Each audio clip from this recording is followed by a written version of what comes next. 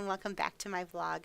I'm going to just jump in real quick because I got a lot to cover. A lot happened during our first session. Enjoy.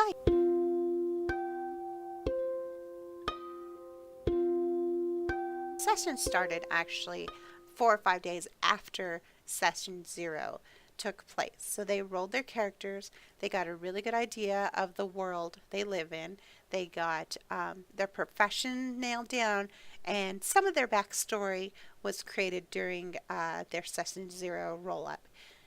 Then I made a Facebook group. In the Facebook group, I made a post that was pretty much a questionnaire for my players to fill out on behalf of their character. Concept questions, some background questions, and little details about them so I can build the story around them and their background. With the information they gave me on the Facebook page, I was able to write up a one-page story for each character. And that was just the essential information they needed on their backgrounds, such as city names, surnames, just weaving a timeline for them to understand and for them to feel comfort here in their hometown of Torthil. Each character is somehow linked to another character. It's a small town, and I really wanted them to feel at home in Torthil. So unbeknownst to my players, the moment they received that paper and started reading was the start of our session. I gave details in there not only on their background but where they are today and what they've seen over the last month or so.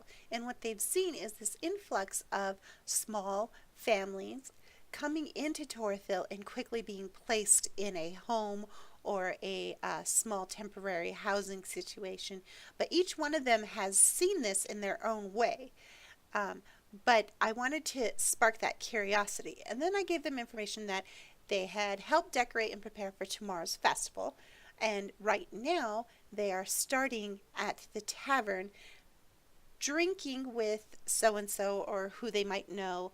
And I served mulled wine because it was the town's tradition to drink mulled wine after preparing for this festival that will occur tomorrow. As soon as they sat down and started drinking their mulled wine, I started with insight checks and perception rolls to see if they would notice the mayor escorting a small family of 3 into the tavern and up to the inn, and the innkeeper rushing up to aid her in preparing a room for this family. After that, I had some of the council members go outside and speak loudly regarding these refugees that have been slowly streaming in. All the players caught on to this. They had great role-play moments at the table where they spoke about seeing these refugee families and what could be causing them to come in to Torthil and what they are going to do about overpopulation that seems to be the problem at the moment. So after these really great role-play moments and the players really catching on to the feel of there seems to be something going on, and it seems to be that all the refugee families coming to Torthil seeking aid and housing are from a non-human background. So all of them have been either halflings or half-elves or a couple of gnomes, but none of them seem to be dwarf or human.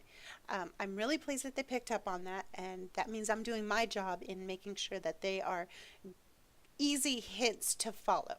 And from there, we continued on to the evening where it's become quiet, and they go home, and straight off the bat, one of my characters who decided to take the fate-touched feat is woken from her sleep and guided outside. Everyone else, I decided to skip the perception checks. I didn't want anyone to fail and miss this opportunity to join her as she is guided to a teleportation circle. I was very pleased that it wasn't too hard to talk the group into joining her at this teleportation circle. And as soon as they all got in the circle, they were transported to another realm or another space or another place on their world.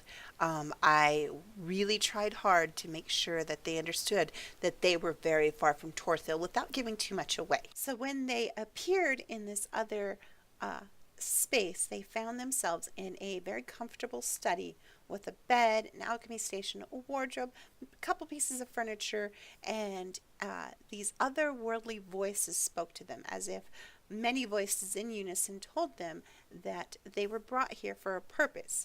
And for now, they needed to prove themselves worthy of that purpose by working together to escape this room.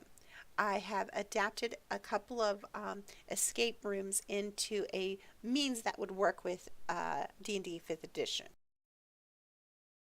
As I had said before, there would be no combat in this session, and an escape room with puzzles was a perfect way to get everyone to sort of work together and make sure that they all understood their place within this group. There's support, there's leaders, there's going to be great suggestions all around, and everyone's voice needed to be heard.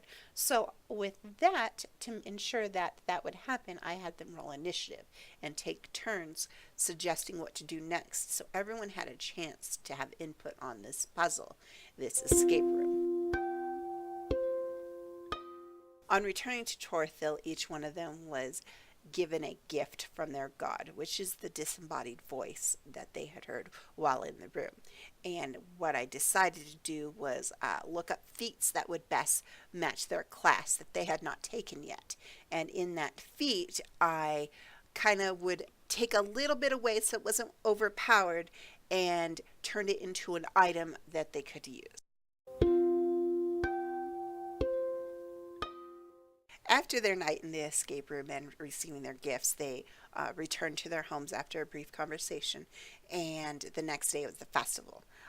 The festival was kind of a lighthearted enjoyment of shopping and drinking and games, which I kind of flew past. I had games developed, but our time constraints, I knew that if I wanted to cut anything, it was going to be the extra matter. And that would have just been a little bit of fun. But so far, everybody seemed to be enjoying themselves, and there was no lulls in the swing of the game. So I cut out the festival, and we went straight into what happened during the festival. And during the festival, a king's messenger arrived, and he brought news that Torthil has been overlooked, but that's not going to remain in that matter. He brought a king's decree, which was going to invoke heavy taxation and change of laws. Later, as they're at the tavern again, enjoying themselves after the festival, and a lot of them had put a lot of hard work. Some were night watch during the festival to increase security. They noticed that the council members had gathered and were drinking heavily, which was unlike them. And they were told that the council has been abolished by the king and that Torthil will no longer be a democracy. That the king was assigning a viceroy to come and take their positions over, and they were out of jobs. So after the small interaction with the inebriated council, some of them noticed that there were riders that were approaching that they had not seen before, and so they went outside to discover that an elven emissary had arrived. And at this point in the kingdom of Dressage,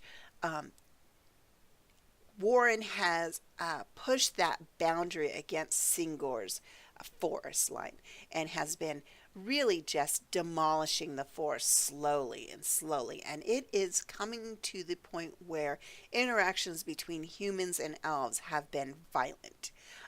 It has not been all-out war, but it's getting there very quickly. And to see an elven emissary so far from Singorn and so far from travel to Amon, it was a thing that struck up a very sense of alarm.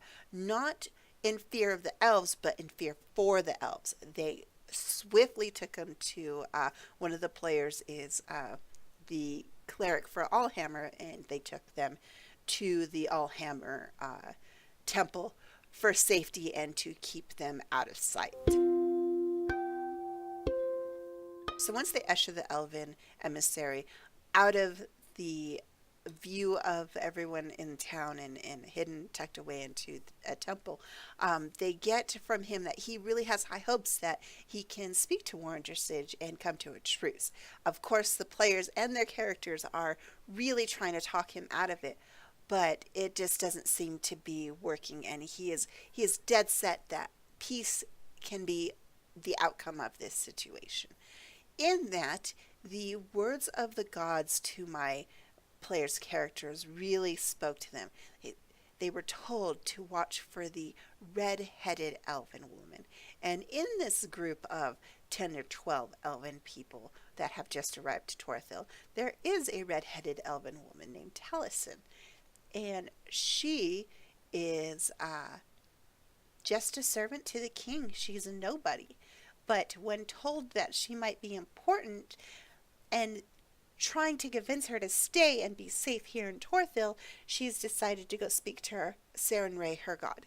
And Sarenrae has told her in the exact words, and I close the session in this, I was told to follow my prince, and I may have to watch him die to fulfill my destiny. And with that, I close the session. So that's what happened at session 1. How I plan to work this is every session you'll receive 2 blogs, one immediately after the session on the following Tuesday or Wednesday. I'll let you know what we did at the table and how the players reacted.